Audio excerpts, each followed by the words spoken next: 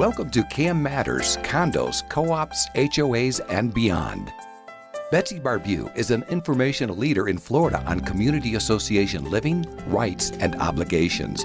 She is an expert on the rights and obligations of owners as well as the association. If you live or are planning to live in the state of Florida, there's a good chance you'll be part of a community association.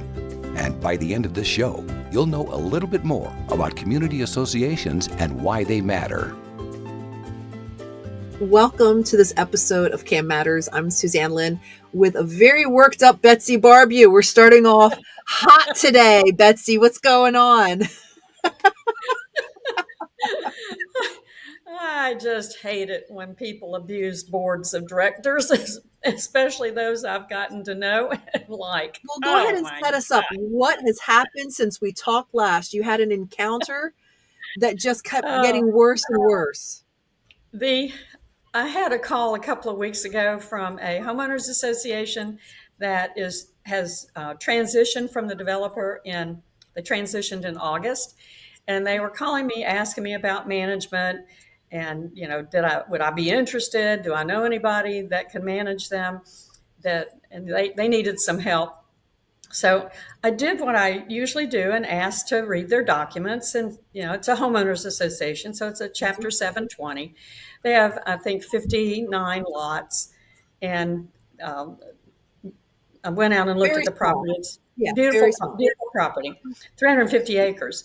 And a lot of it's conservation land. So it's really, really pretty and nice. And they're building homes. And when he sent me the documents, I looked at them, and I immediately recognized that the bylaws were improper. They were written for a for-profit corporation that was going to give stockholders and shareholders dividends and all these other kinds of things. Did not have any of the not-for-profit statute language in it that was required. So I keep reading, and it says they're only required to have 2 directors. Well, the not-for-profit statute requires 3. And this corporation should have been organized as a not-for-profit.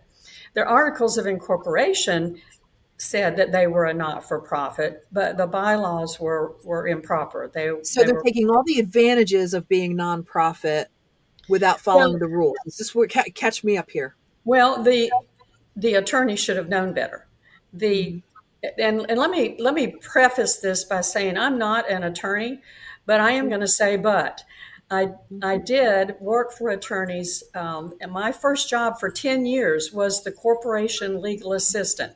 So I organized corporations, I typed articles of incorporation, I did the bylaws, I filed all the papers with the Department of State, I did all of their minutes, stockholders agreements, and all those documents. Those were for-profit corporations. The Not-for-Profit Corporate Act is for common interest groups, people who have a common interest, like homeowners associations who need a corporate standing so that they can contract in one name. If our homeowners associations and condo associations didn't have corporations, then all 59 people would have to sign the lawn contract. 59 people would have to sign.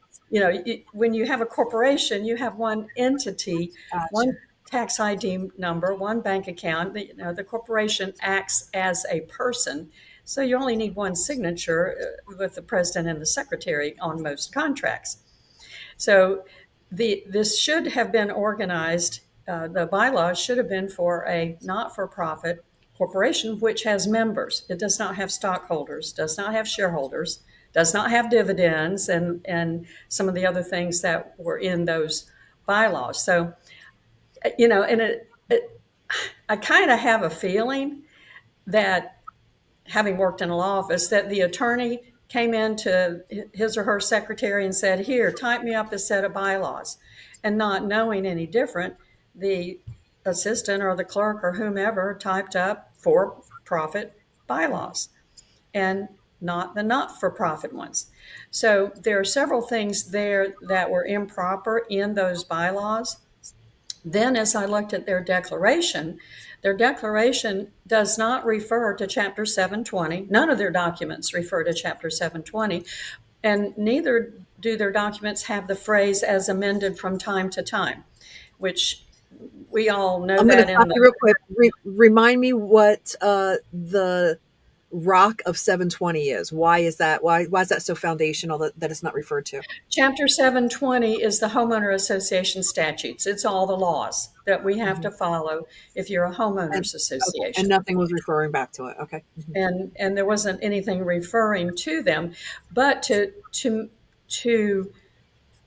so that your documents stay current with the statutes without having to change your documents every year, there should be what we call it the Kaufman language. There should be the phrase Chapter 720 as amended from time to time. It should be typed Okay. into one of Okay. those documents, and that keeps your documents current with current law. Otherwise, you have to, in many instances, go back and use the law of the year that you were incorporated in, which is ridiculous to have to do that. So there are several deficiencies there. But to change these particular covenants, the Declaration of Covenants, to change these takes a 95% vote of the entire membership. That's an unheard of vote. The statutory default is 2/3. The highest I've ever seen is 75%, but to say that 95% of the people have to agree to 95. change the documents is pretty much an impossibility. So Sure. there, I don't know if people who are listening to the show have traveled up and down the roads in Florida lately, but everything pretty much that's being built is a homeowners association, and we're going to have a whole lot of turnovers that are going to be happening. And I want to make sure that boards are informed and that they're aware of what their rights and responsibilities are, of what they should be looking for in their turnover meetings, their transition meetings, and what they should be getting, and the fact that they should be represented by their own attorney, not the developer's attorney. And in this case, the developer's attorney handled the transition meeting, and the homeowners just assumed that she would do the elections correctly, that she would handle Sure. everything correctly, and it was not. There's a lot of assumptions that are coming on by the homeowners now at this point. They have no idea they're sitting on a foundation No, of no. mistakes. And the at the transition meeting, the attorney conducted the elections of the new board, and she asked for the owners to vote for the officers. So she decided to elect officers first, and then she looked around and said, "Does anybody want to be a director?" And so she chose 4 more people to be directors. So now she has 9 people that were elected backwards. The members elect directors. The directors then elect officers from among themselves. That Okay. she did it wrong, meaning she doesn't have any clue how corporate business works. And the bylaws she wrote said that there are only 2 directors. But now we've got 4 or 9 or however many. I don't know how many they have. They don't know who they are or what they are. They don't know if they're directors. They don't know if they're officers. They don't know if they're legitimate. The insurance expired. They now have no property or general liability or D&O Oh insurance. I'm just my furious. gosh. I'm furious. And the developer has done quite a few communities, and this board president, he thinks he's the president, he's not sure, but he has contacted some of the other communities that were done by this developer using the same attorney, and their documents are all wrong too. Betsy, I, this I, is this is I'm, a nightmare. This more than a mess. This is a nightmare. I just, And I feel so bad for the homeowners because they're just trusting. They just assume that everybody knows their role and their piece of this. right. And, and in a transition, and this is a small community, they really don't have any amenities, they don't have any money. They're just trusting that the developer and the developer's attorney will do things that are proper, but they didn't get enough records. I mean, here's a list of the records you're supposed to get at transition. You're supposed to have an audit. There's copies of all the documents. There are no developer minutes. I don't think they have any warranties, any blueprints. I don't know that they've got any of the plans and specifications for the community.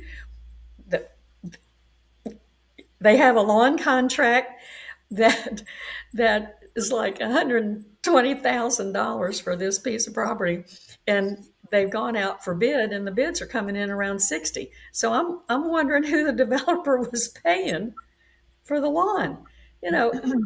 I'm there was no bank account that they turned over. They had to open up their own bank account. So there was no separate bank account that they had. There's no financials, no statements, no nothing. They're having to generate everything from scratch. And I'm looking up and down the highway as I'm driving around Florida and looking at all this development, thinking any time now, all these others are going to be built and be turning over, and they're trusting these developers and the developer attorney, which should be okay. But in this case, the attorney knows nothing about corporate law. Betsy, I think that we're all of our stomachs are in a knot. I'm going to go get a martini real quick, and then I'll be back. Let's take a break. It's your birthday anyway today. It's my birthday today, right? Like I need an excuse, but let's take a quick break. Let's breathe and come back, because we got to get to the other side of awareness, what people could do to know that this is happening, and where it goes from there. We'll be right back. Are you ready for a new career? Do you have skills or interest in management, real estate, construction, maintenance, accounting, strategic planning, project management, budgets, human resource management, lawn and landscaping, pool services, or any other expertise needed to operate a community association? If you do, community association management could be for you. For more information, feel free to email Betsy at betsy@floridacamschools.com or visit the Florida Cam Schools website at www.floridacamschools.com. Florida Community Association Management continues to grow. Career opportunities abound. Okay, calm down a little bit. You set us up to understand what's going on. You have encountered this horrific mess of a community, and it's the problem is not just ending there, because now they're getting into 2, 3, 4, possibly 5 other communities. Where do we begin to untangle this? And awareness for homeowners who are just trusting. What would you say? Well, in this case, I'm not sure how we're going to fix some of the problems. The president has reached back out to the developer and to the developer's attorney. The attorney now says, I can't talk to you anymore because I think we're in an adversarial position now. So the developer has said, well, we'll fix it. Whatever's wrong, we'll fix it. Well, the problem is the developer can't. I mean, the developer can have the papers redrafted, can do a lot of all the redrafting and do it right. But nevertheless, the declaration of covenants are in place, and it still takes a 95% vote to change those. The developer has no votes left. The developer is out. The developer's gone. They can't change it. It's only the new owners, the homeowners, who can vote. I don't know. And right now there's a lot of undeveloped land, so most of the owners don't live there. I think the attorney or the developer, somebody needs to write a big, long mea culpa letter to the owners, explaining to them all the errors that have been made and whose fault they are, and to, like beg, please, please, please, please sign these limited proxies and amend these documents. But I mean, I don't, the developer's saying, oh, we'll fix it. We'll fix it. Well, he can't, because the only fix right now is the vote of the homeowners. And I don't know how you get 95% of owners to vote for anything. Well, at this point, he's hoping not to get sued. Well, I don't know. We'll see. The developer's attorney should be also in trouble. Nothing was done right. Nothing. The papers aren't right. The So turnover meeting horrible wasn't for right. those homeowners. The papers weren't delivered, although documents weren't delivered. I can't encourage homeowners enough. Spend the money. Hire your own attorney to represent you at turnover. Be sure you get all of these records. Whether you're a condo, co-op, or HOA, there's a list in the statute. This is the homeowner statute, but I've got a list going over here for the condo statute and co-op of what you're supposed to get at turnover. And besides being in touch with somebody like you, how would homeowners know? How would they know? We're just trusting. They don't. There are some, especially in homeowner associations that are much, much bigger and have amenities and activities and all of these, clubhouses and pools and things. There is usually a sense on those boards, those volunteers for the first board, there's usually a sense of there's a lot of stuff here that we need to learn how to do something with, and that there are obviously contracts that are in place for pool service and lawn service and all those kinds of things. And I think that those probably go better. But in the smaller ones that have very few amenities, under 100 lots, there are still legal requirements in your documents. And, I thought about this earlier, that I haven't waved these in front of you in a long time. It's been a while, right? The documents, because the documents that we're talking about that are improper for this community are their articles of incorporation, their bylaws. These are your corporate documents that you're required by statute to have. And then, of course, your covenants of restrictions, your deed restrictions. That's the contractual piece among the owners that says what you can and cannot do with your property. And there are some changes that need to be done in these covenants to keep them current with current law, but it takes a 95% vote of the owners to do it. And I don't know. They don't feel like they can get a 95% vote. Everybody's out of town. And when he spoke, the president spoke to one of the presidents of the other communities. They have the same 95% in their documents, and they've tried to get the vote, and they can't get the vote in their communities. It's just a really huge vote to get. Yeah. Yeah. So this is a big mess. And what's really sad is it's a small community. They're looking to save money, so they didn't take on representation of their own. They're trusting, and it doesn't sound like anybody's doing things on purpose to mess up. But man, mistakes and accidents are still very painful and costly. And I would say to boards that the volunteer board groups that are going to be what we call the transition board, that are going to, take on all this responsibility and keep the community running. I would say that usually you can guesstimate months ahead of when that transition is going to be. In most communities, it's when a certain percentage of lots have been sold.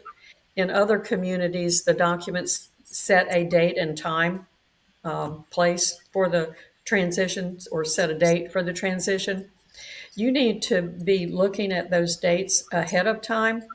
And if there are any amendments that should be done to your documents while the developer still has control and has most of the votes, so that the developer can do these amendments before you turn over. Out of their hands, right? Don't wait till after turnover thinking we'll change them later. Better look at these percentages of votes, because even though there are things that in my mind are very, very improper in these documents, nevertheless they exist. And the changing them, you have to change them the way that document says to change itself. You can only amend it the way it says to amend itself. So even though some of the provisions seem to me to be improper, again, I'm not an attorney, but I've read a lot, Right, and right, right. and I've had to implement bylaws and articles and enforce the restrictions for communities that are in their covenants. So I feel Betsy, so let me sorry. ask you this. I feel sorry for him too. While this whole entanglement is happening and needs to begin to get unwrapped, how does this affect people who are moving in and out of these communities? Where does Um, that stand? well, most owners are uninformed. Most buyers are uninformed. Most Right. buyers never read documents. So they're buying into this mess Mhm. without knowing. So they will buy into the mess and even though the documents are public record, Right. and We don't even know though what we're looking at. We nobody knows, don't know. nobody spends time on the clerk of the court's website like I do. Most people never heard of it, but Right. the other We're like, thing, there is one? We didn't even yeah, know there was one. Yeah. yeah. The other thing that owners or purchasers need to know is that these documents are referenced on their title insurance policy, which they get at closing. Usually, that title policy is folded up in an envelope along with your warranty deed, and you stick it in your safe deposit box, Sure. and you've never looked at it. Right. But your title policy will reflect the fact that your ownership is subject to all the restrictions here. And whether Wow. you've been told about them or not, whether you've reviewed them, whether anybody gave them to you, because they're public record and because they are noted on your title insurance policy, you You are got subject to them, and you will pay. You it. do have to pay assessments, whether you know about it or not. So I would encourage more and more owners or would-be owners, purchasers, to be sure that they are informed. One way to stay informed is to watch these videos. Yeah. So You'll true. you'll learn a lot. Absolutely. Betsy, But we've got to start kind of wrapping up, but I want you to give me some takeaways for this because we did a lot of deep diving and a lot of stuff that was really above my head. Let's bring the cookies down on a lower shelf here just for a few takeaways that you want people to remember from this. for those that are getting ready to transition, whether you're a condo or an HOA, co-op, the processes there are a little bit different and usually take a little bit longer, so people are more informed of what's going on. But in a condo and an HOA, when you're transitioning from control of the developer to the homeowners, which means the developer has pretty much sold most of the lots and he's going to leave. And he's going to leave quickly because he wants to go on to the next property. He doesn't want to be there forever. I would say start looking at those dates of when that turnover meeting is going to be. And turnover means he's going to turn over a whole box of records or a thumb drive to you You with get the keys. all Yeah. of these records that Right. you are required. He is required to give these to you. But if you don't know that and he doesn't do it, then there's nobody to enforce that. So I Right. want you to be paying attention to your turnover. We call it turnover date, the transitioning of the board from the developer control to the homeowner control. And I want you to have your own attorney. You need your own attorney. Don't depend on the developer's attorney to represent you in the turnover meeting. In this case, the developer's attorney didn't understand anything about the process. Nothing, nothing. And I'm horrified.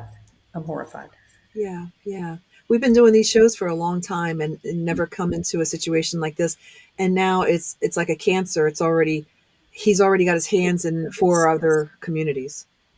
Yeah, and it looks like there may be even more. And I would presume, maybe wrongly, but presume that he uses the same attorney. Right. Right. Betsy, let's just wrap up by saying what your availability is if people have questions.